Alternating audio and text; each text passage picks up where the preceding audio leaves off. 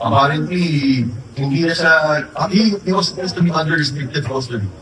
Ang ginawa niya, hindi na siya nag-report at plano niya mag-awol.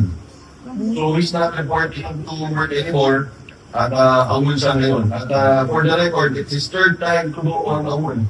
Ilang dati nag-awol na siya, 2 beses. Nakakakang araw ang hindi na siya. So, nakabalik siya sa service. Hindi ko matigilan. Bakit po ang wall? Pwede na mag-file ng QB, di ba? Kaya ko sa kanya. Kanilang bilang siya. I think there's a break out of discipline as far as that policeman is concerned. Sipin mo ba na nakakalamit ito? Reasonable force na naman ang kinakailangan. That is a simple traffic accident. Hindi na kailangan palakihin.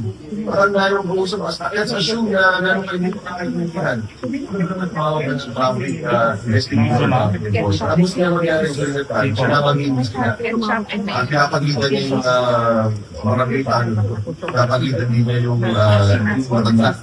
Tapos kung busog lang yung kotse, sabi niya, sumuha siyang bagayin at sipin mo naman yung mga yan. Kung kaya niya gawin yun sa isang matanda, kaya niya sigawan ang isang sitting Napolcom commissioner. Kung kaya niya umasal ng gano'n sa harapan ng kanyang provincial director at kanyang direction period na nag-imingso. What more sa ordinary ka?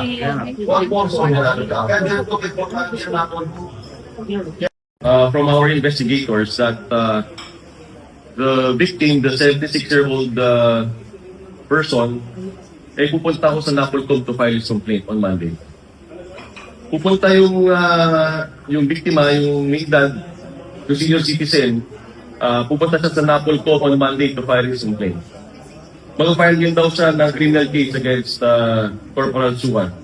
At I was informed by our investigators that nagbanta pala si Suwan na babaril niya yung victim pag nakita niya sa kalsada.